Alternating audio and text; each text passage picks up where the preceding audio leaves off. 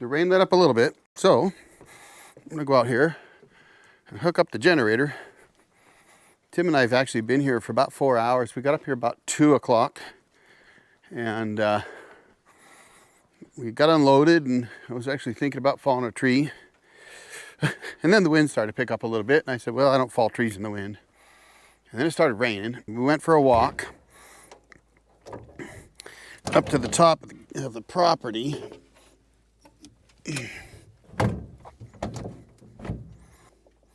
Got to set this real quick. Been 20 days since I set this guy. I was gone for 3 weeks, folks. It says inspect battery, but oh, here we go. I'll also check my propane, and then I'll tell you what I'm going to do this weekend, folks. Propane should be good. Oh yeah, above 80%.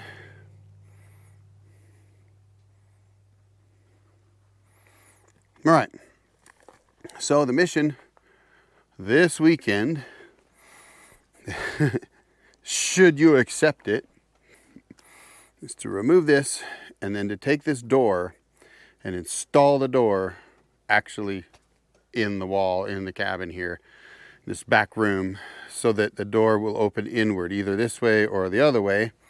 So that's the plan. Get that door installed, you know, the way a door should be, and get that completed. And then the next mission is going to be to replace the SunGold Power inverter.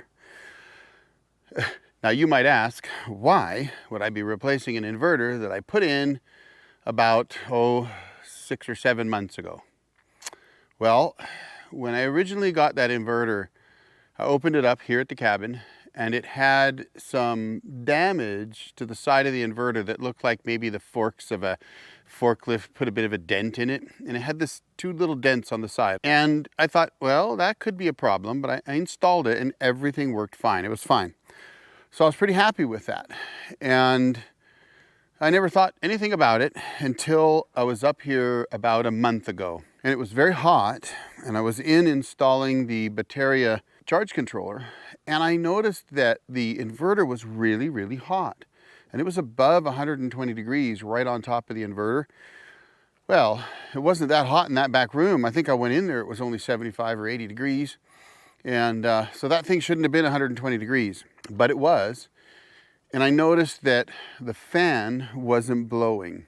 And on my old Ames inverter, which is basically the same inverter, that fan would come on anytime it got warm, even if the inverter wasn't under a load. So I thought, okay, that doesn't seem right. So I reached out to SunGold Power, and they gave me some ideas on how to troubleshoot it.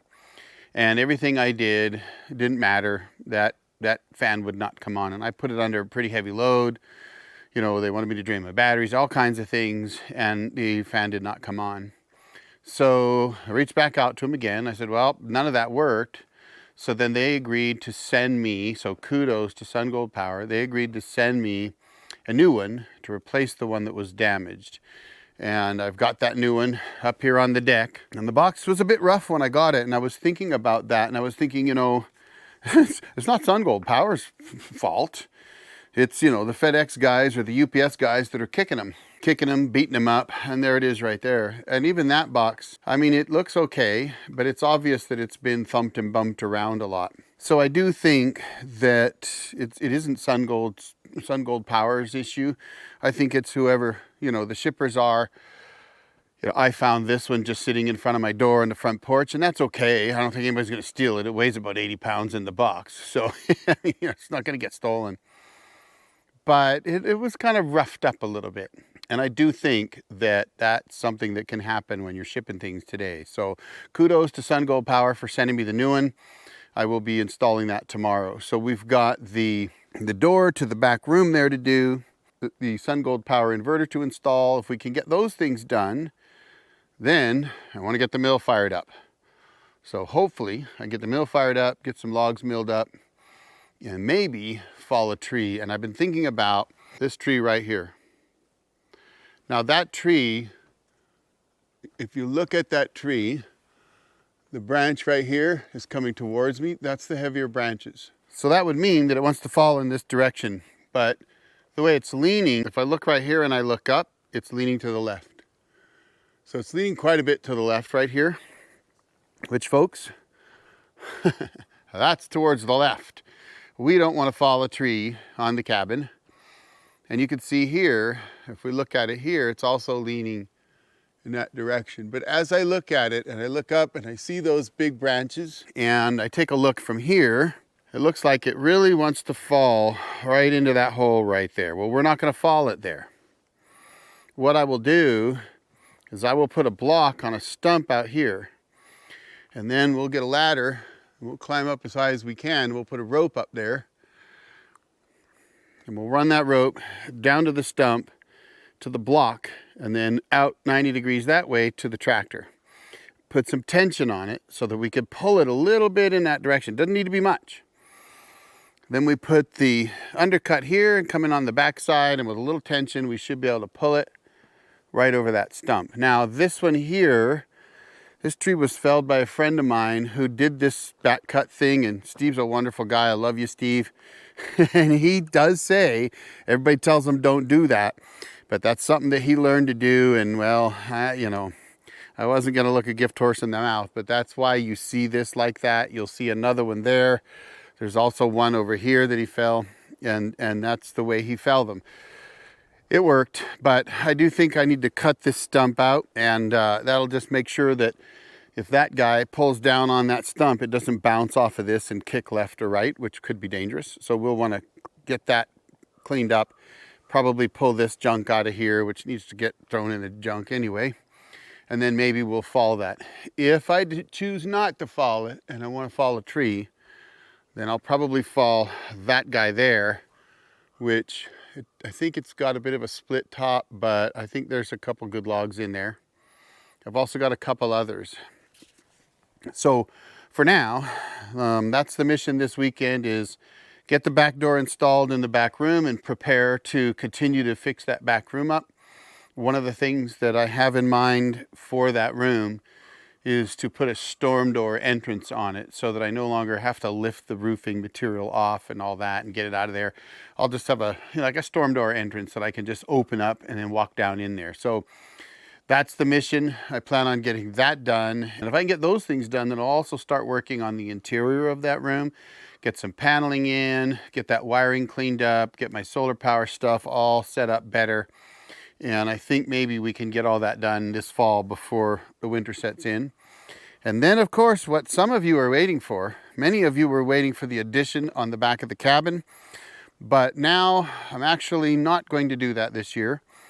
We had to make a choice. And the choice that we had to make was either continue with the forest thinning project, which we need to do, or work on the back room. So we decided, instead of putting in the foundation and working on the back room, which I was building that structure out there for, which I failed, folks. I didn't cover everything up. Didn't have things set very well. My back was killing me, no excuses, but I really didn't get things set well, and I've lost a couple logs on there that twisted up on me. So I'm gonna have to clean those up and see if I can save them, but the mission now is to build the sawmill shed, which will go right here. And it'll be kind of from here in this space here. And I think that'll be a fun build. It'll be a D-log cabin build.